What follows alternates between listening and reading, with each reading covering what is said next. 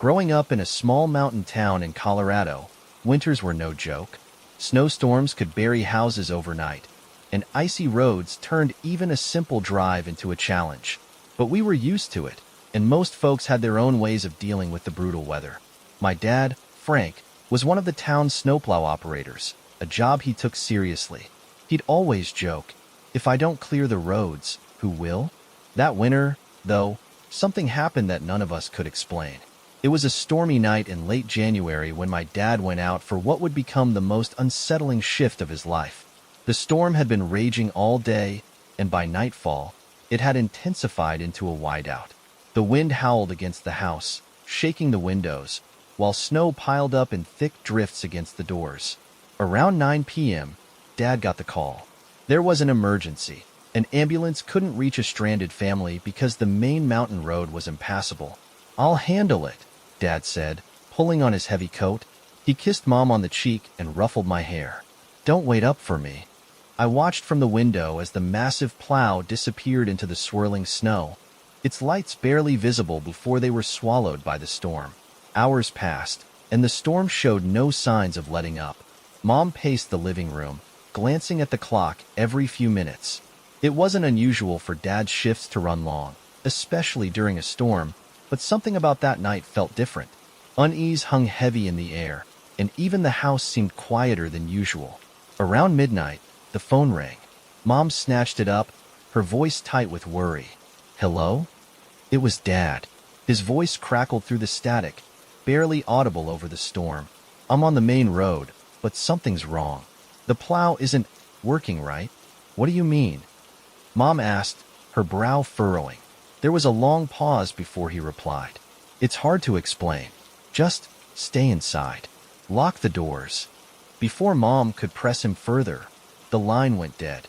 She tried calling him back, but the phone just rang and rang. By then, the storm was at its peak, the wind wailing like a living thing.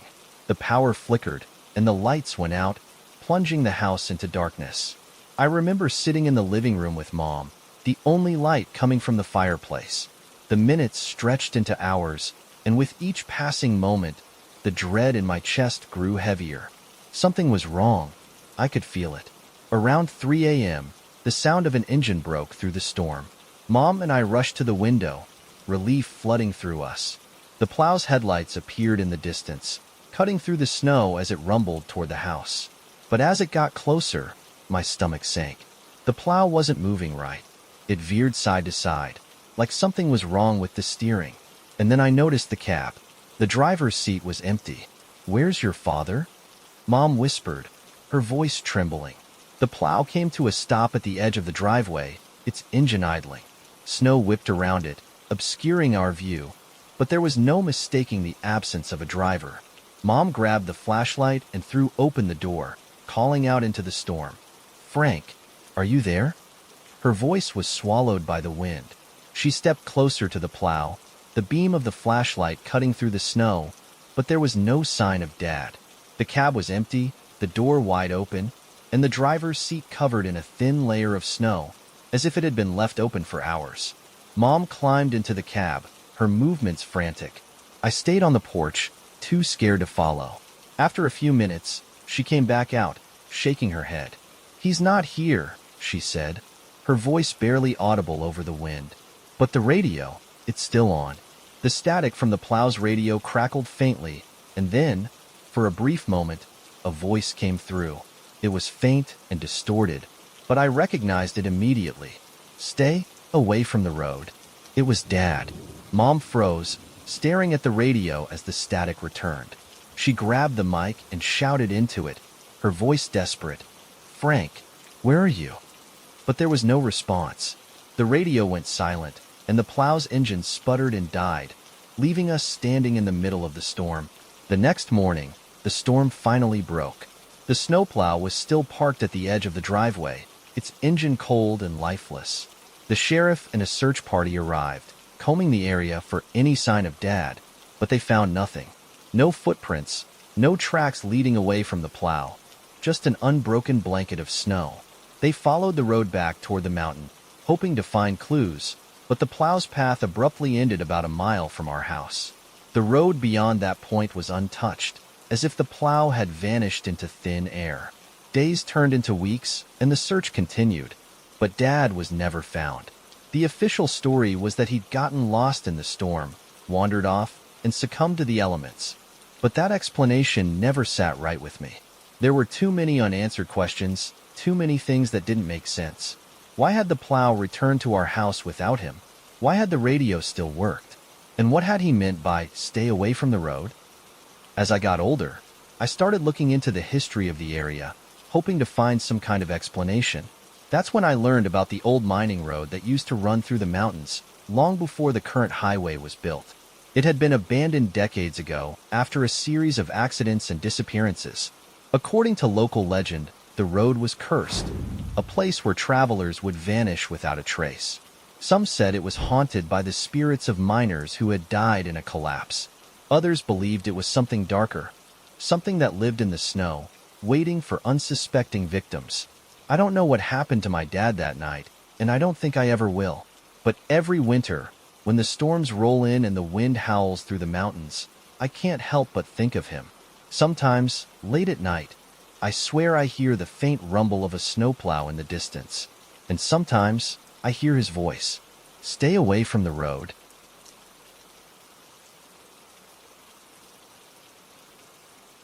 My family has owned a small ski lodge in the Adirondack Mountains for generations.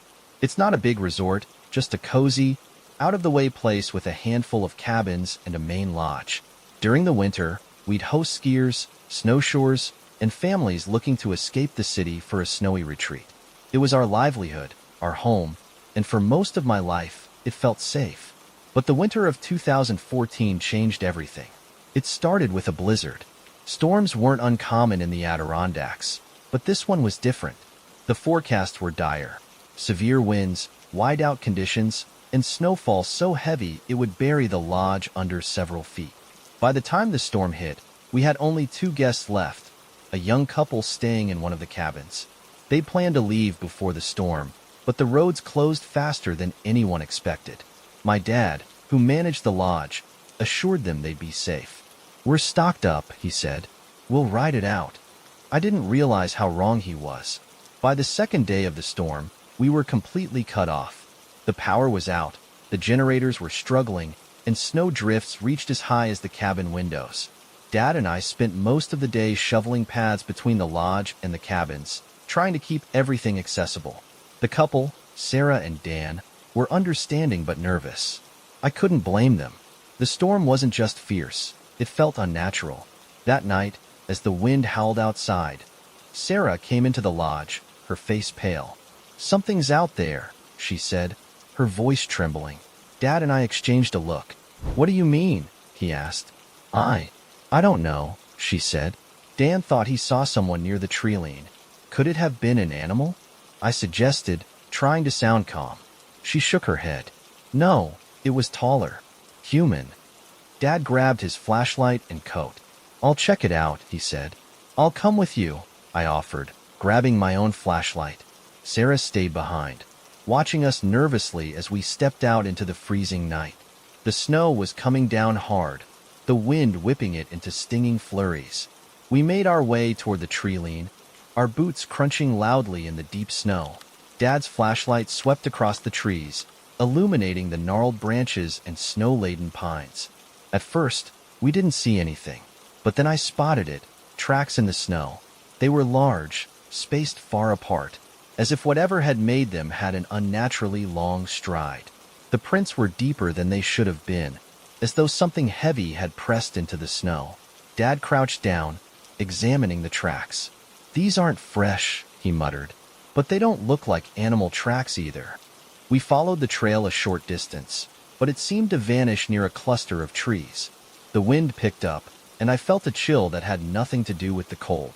"We should head back," Dad said, his voice tight. As we turned to leave, I thought I saw movement out of the corner of my eye, a dark shape shifting between the trees. I whipped the flashlight around, but there was nothing there. "Did you see that?" I asked. Dad frowned. "See what?" "Never mind," I said, my heart pounding. Back at the lodge, we told Sarah and Dan about the tracks. They didn't seem reassured. "Do you think it's someone out there?" Dan asked. Dad shook his head. "Could be an animal. Whatever it is, it's probably long gone." But I could tell he wasn't convinced. That night, I woke to the sound of footsteps crunching in the snow. At first, I thought it was Dad making his rounds, but then I realized the steps were too heavy, too deliberate. I sat up, my breath fogging in the cold air of my room. The sound stopped, and for a moment, there was silence. Then I heard a faint tapping, like fingernails against glass. My stomach dropped as I turned toward the window. There, just beyond the frost-covered glass, was a figure. It was tall and thin, its face obscured by the darkness.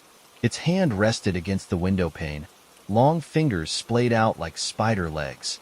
I froze, unable to move, unable to breathe. The figure tilted its head slightly, as if studying me. Then, as suddenly as it had appeared, it was gone. I ran to Dad's room, banging on the door. He opened it, bleary-eyed. "What's wrong?" "There's someone outside," I said, my voice shaking. Dad grabbed his flashlight and rifle, and we headed downstairs. Sarah and Dan were already in the lodge, both looking pale and frightened. "We heard it too," Sarah said. "Something was walking around the cabin."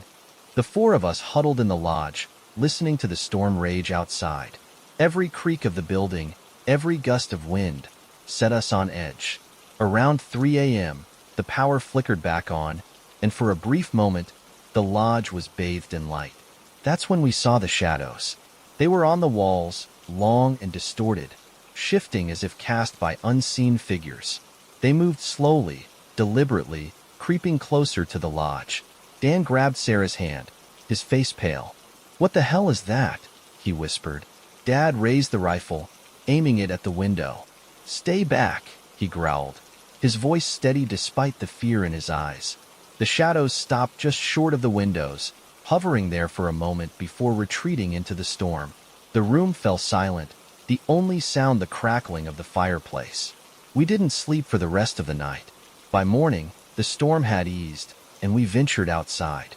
The tracks were back, circling the lodge and leading into the woods. They were deeper now, more defined, as if whatever had made them had been closer. We packed up and left that afternoon, cutting our trip short. The roads were barely passable, but we didn't care. None of us wanted to stay another night. To this day, I don't know what we saw or why it was there.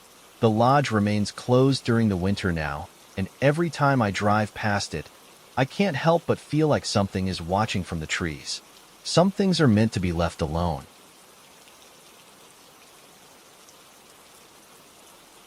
My family owns a small, rustic cabin in the woods of northern Montana, nestled on the edge of a frozen lake. It's the kind of place that feels like it's been frozen in time. No Wi-Fi, no cell service, just the crackling of the fireplace and the vast expanse of untouched snow. We've had the cabin for decades, using it as a getaway spot during the holidays. Despite its age and creaking floors, it's always been a haven of warmth and comfort. At least, it used to be. The story I'm about to tell happened when I was 12. My dad had taken my brother James and me to the cabin for a long weekend during winter break. We were hit with a blizzard on the second night, a full-on whiteout with howling winds and snow piling up against the windows. Dad, a seasoned outdoorsman, was unbothered. "We'll just ride it out," he said, tossing another log onto the fire. James and I didn't mind. We were happy to sip hot cocoa and play board games while the storm raged outside. It wasn't until the next morning that things started to feel off. When we woke up, the storm had calmed, leaving behind a pristine blanket of snow. James and I bundled up and ran outside to play. The air was still, the kind of quiet that makes every sound stand out. We were making snow angels when James suddenly froze. "Do you hear that?" he asked, his voice barely above a whisper. I stopped and listened. At first, all I heard was the faint rustle of trees in the breeze. But then, I heard it too, a faint crunching sound, like footsteps on snow. We turned toward the lake, where the sound seemed to be coming from. At the far end of the frozen lake, just barely visible through the trees, were two figures. They were walking slowly, their shapes dark against the blinding white of the snow. Even from a distance, Something about them felt wrong. Their movements were stiff and deliberate, almost robotic. They didn't appear to be carrying anything. No fishing gear, no sleds, nothing that would suggest they had a reason to be there. "Who are they?" I asked, but James didn't answer. His face was pale, his breath visible in short bursts as he stared at the figures. "Let's go inside," he finally said, grabbing my arm. I didn't argue. We told Dad what we'd seen, but he dismissed it. "Probably just some hikers," he said, not looking up from the stove as he fried eggs. But James and I couldn't shake the feeling that something was wrong. Later that afternoon, James suggested we check it out, just to see if they're still there, he said. I hesitated, but my curiosity got the better of me. We pulled on our coats and boots and made our way to the lake, following the tracks we'd left earlier. When we reached the spot where we'd seen the figures, the snow was untouched. No footprints, no signs of anyone having been there. James frowned, scanning the area. "They were here," he insisted, his voice tinged with frustration. I was about to suggest we head back when we heard it, a low, guttural sound that made my skin crawl. It was coming from the trees behind us. We spun around, but there was nothing there. "Run," James whispered, and we bolted back to the cabin, our boots sinking into the snow with every step. That night, I couldn't sleep. The wind had picked up again, rattling the windows and howling through the trees. Around midnight, I thought I heard something outside. Soft, rhythmic thuds, like footsteps circling the cabin. My heart raced as I lay there, staring at the ceiling, too scared to move. Suddenly, a loud knock echoed through the cabin. I sat up, my breath catching in my throat. The knock came again, more insistent this time. Dad's voice rang out from the other room. "Who's there?" No answer. Dad grabbed his rifle and approached the door. "Stay here," he told us. James and I huddled together, our hearts pounding.